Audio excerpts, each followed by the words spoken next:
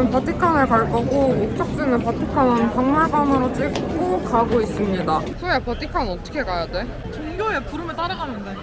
예수님, 저를 인도하셔서. 예수님의 부름에 따라가도 되고, 그리고 정말 많은 사람들이 깃발 들고 가는데 그 사람들 따라가도 돼요. 바티칸이 보이기 시작했어요. 그 뮤세이 바티칸 써있거든요? 그거 보고 쭉 벽 따라서 가다가 트래픽 라이트 나오면 turn left 하면 됩니다. 한 번 더 뮤세이 바티칸이라고 써있죠.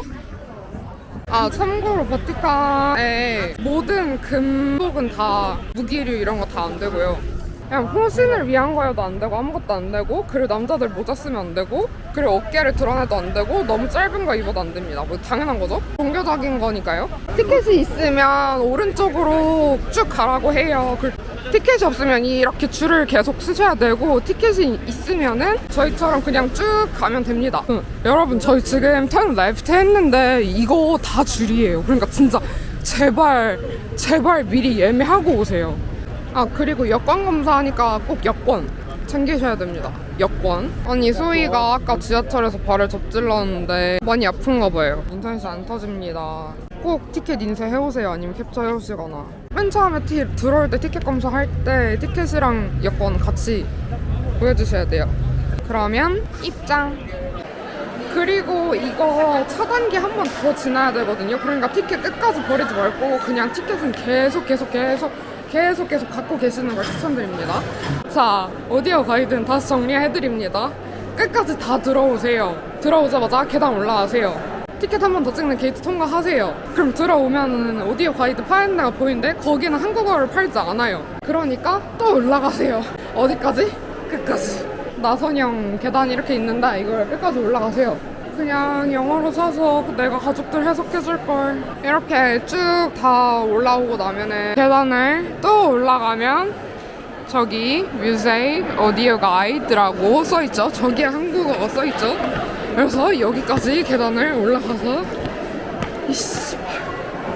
이렇게 샀고요. 오디오 가이드를 8유로고 이어폰까지 하면은 1.5유로를 추가로 내야 된다. 그냥 모든 설명이 뭐 어떤 교황이 뭘 시켰고, 그래서 만들었고, 언제 만들어졌고, 언제 뺏긴 걸, 언제 다시 누가 받아왔고, 모든 설명이 다예요. 이렇게 길마다 안내해 주시는 분들이 다 계셔가지고 너무너무 가기가 편하고요.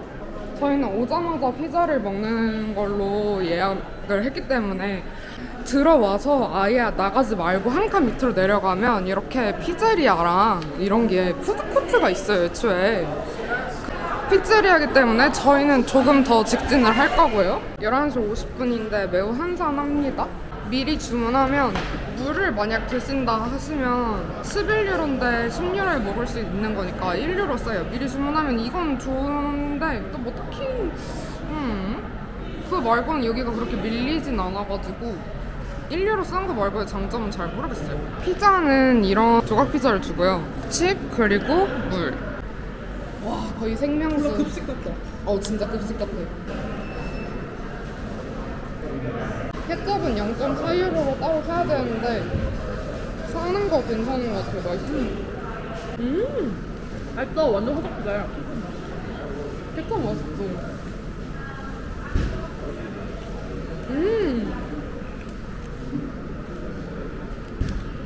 맛있어요, 피자.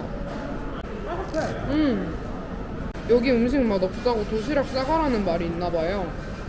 근데 피자 너무 맛있는데요? 피자가 아닌 다른 걸 이탈리아에 와서 다른 걸 먹으려고 하니까 그런 거 아닐까요? 여러분, 고로케 드세요. 고로케예요. 여러분, 고로케 드세요. 감자튀김 먹지 말고 고로케 드세요. 안에 치즈랑 볶음밥이 들어있는 고로케인데 진짜 맛있어요. 시크카를 위해서 카페에 왔고요. 카페라떼를 먹으려고 합니다. 또 카페라떼. 밥 먹고 커피 한 잔 때리는 중. 아메리카노 주세요. 언니 디카페인 안 된다. 오케이 그럼 저스 아메리카노. 카페라떼 아이스를 주실 때 아이스 없습니다. 오케이 괜찮 저스 카페라떼. 되는 게 없네. 여기 카페라떼 맛집.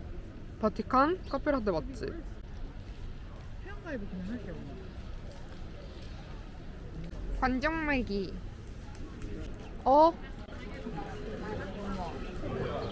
엑시트다. 이 건물의 정체는 출구였어요. 안녕하세요. 오늘의 가이드 비시고요. 일단 첫 번째 코스로 일단 밥을 먹고 위에서 반신욕이 아니라 광합성을 했고, 그다음에 다시 들어갔던 데로 나가서 그 푸드코트 있었던 건물이 박물관이기 때문에 박물관 다시 들어가서 박물관을 구경을 합니다. 올라오면 뮤지엄이 있고요. 나폴레옹이 알뜰살뜰하게 다 훔쳐갔던 거 결국에 다시 돌려받았대요. 참 다행이죠. 엄마 말로 가장 유명한 그림이래요. 진짜 어마어마한데요? 개인적으로는 스토리를 따라간다거나 그런 느낌을 받기는 조금 어렵고, 그냥 심미적으로 그림들이 굉장히 성스럽고 그런 느낌들을 즐기기에 좋지 않나 싶습니다. 미술 작품, 예술 작품, 모음해놓은 장소, 어떤 주제가 있진 않아요. 성 베드로 대성당입니다. 여기서는 라오콘 군상과 벨베데레 아폴로를 볼 거예요. 로마의 전경이 보이는데, 와, 여기 느낌 너무 좋다. 너무 다르다. 이게 피오 클레멘티노 박물관의 라오콘 군상이고요. 되게 숨은 그림 찾기 하듯 찾아다니니까 좀 재밌어요. 그 다음 이제 아폴로를 찾을 거예요. 아폴로의 특징은 팔 하나가 없거든요. 팔 하나가 없이 여봐라, 저기 사람들이 잔뜩 모여있는 걸 보니 내가 그럴 줄 알았어요. 여기 있죠? 사람들이 잔뜩 모여있는 곳을 찾아가면 우리가 찾는 것이 나오죠. 이렇게 벨베데레 아폴로까지 피오 클레멘티노 박물관에서 숨은 그림 찾기 완성했고요. 여기 12신이 있나봐요. 우상 숭배가 따로 없죠. 결국에는 모든 방을 다 거쳐서 가야 한다는 바티칸 미술관. 근데 재밌어요. 그리스 로마 신화 관련된 것들에 대해서도 알려주고. 네, 소맥 한 잔이다. 오, 조법 새끼의 소맥 한 잔. 뜨들이 있고요. 넘어갈게요. 그리고요, 넘어갈게요. 자, 비슷한 것들 있습니다. 넘어갈게요. 넘어가지 않고 있죠. 옛날 사람들의 신장은 조금 작았던 것 같아요. 넘어갈게요. 여기는 약간 천장이 핵심임. 천장이 진짜 멋있음. 와, 여기 로마 전경이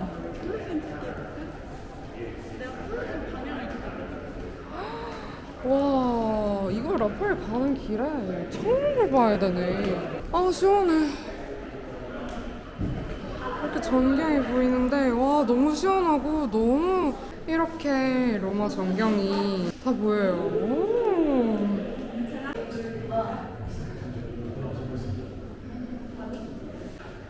바티칸 미술관 라파엘 가기 위해서는 개미지옥 한번 들어가면 빠져나갈 수 없고요. 이렇게 중간에 한번 바깥을 봐주시고. 어이가 없어요. 아직도 라파엘의 방 가고 있고요. 단체 사이에 끼면 굉장히 걷기 힘들기 때문에 단체만 뚫어보겠습니다. 사람들이 사진을 잔뜩 찍고 있죠. 뭔가 이유가 있을 거예요. 뭔데요? 모르겠어요. 이유는 모르겠지만 사람들이 찍으니까 찍어볼게요. 여기서부터가 라파엘의 방이고요. 이게 다 카페시래. 이게 카펫이 아니면 뭘까요? 아니, 천장들이 진짜, 와, 어떻게 이렇게 다 그렸을까? 진짜 천장들이 엄청 예뻐요. 이렇게 가다 보면 첫 번째로 밀비우스 강의 전투를 보시면 되고요. 다른 그림들에 속지 말고 세 번째 방으로 오시면 이렇게 아테네 학당이 있습니다. 아테네 학당 특징은 이렇게 문 3개, 그 다음에 파란 사람, 이 특징이고요. 드디어 바티칸 박물관 관람이 끝났습니다. 흥미로운 시간이었고요.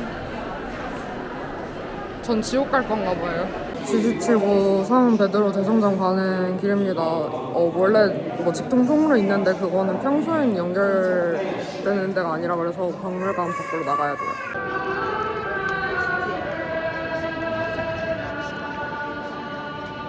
베드로 대성전 석양 즈음에 들어오시는 거 추천입니다.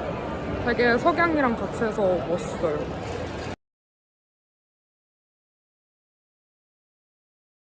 제가 제가 가장 궁금했던 건 미켈란젤로의 천지창조가 왜 그렇게 유명할지. 일단 미켈란젤로가 원래 조각가로 굉장히 유명했던 사람이라서 교황이 그걸 그려달라고 했을 때 심사숙고를 했다고 해요. 결국에는 수락을 해서 그리게 되었고 4년 동안이나 목을 꺾어가면서 그 그림을 다 완성을 했다라고 얘기를 하고, 사실 천지창조라고 부르지만 가장 흔하게 보이는 그 그림은 아담의 창조인 부분이고, 천지창조는 창세기 모든 걸 일컫는 그 천장 전체를 얘기를 한다라고 합니다. 그 중에서 가장 유명하고 대표적으로 불리는 게 이제 아담의 창조 그 부분인 건데, 아담한테 신이 활력을 불어넣는 그 장면을 그리는 건데, 이전까지는 다 뭔가 흙으로 인간을 빚어내거나 약간 뭐 숨결을 불어넣거나 하는 방법으로 아담의 창조를 묘사를 했는데, 그런 식으로 손가락과 손가락이 닿을 듯 말 듯하게 나타낸 것 자체가 미켈란젤로의 아이디어라고 해요. 근데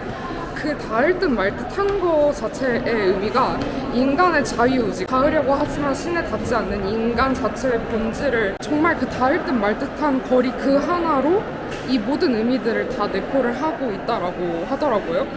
그래서 제가 한번 상상을 해봤어요. 제가 인간의 자유의지, 신이 되고 싶어 하고 신을 향한 인간의 열망, 그리고 신의 의지, 이 모든 걸 다 담기 위해서 어떤 식으로 나는 그림을 그렸을까라고 생각을 해봤는데, 그렇게 생각을 해보니까 더더욱 그게 너무 대단한 아이디어라는 생각이 들더라고요. 그래서 유명하다라고 합니다. 그래서 그 세 삼박자가 다 뭐 영향을 준 거죠. 미켈란젤로 자체도 대단한 사람이고, 시스티나 성당의 그림을 그렸은 그 천지창조 전체적으로도 대단한 그림이고, 시스티나 성당에 그릴 수 있었던 것도 미켈란젤로였기 때문에 그릴 수 있었다라고 볼 수 있을 것 같아요.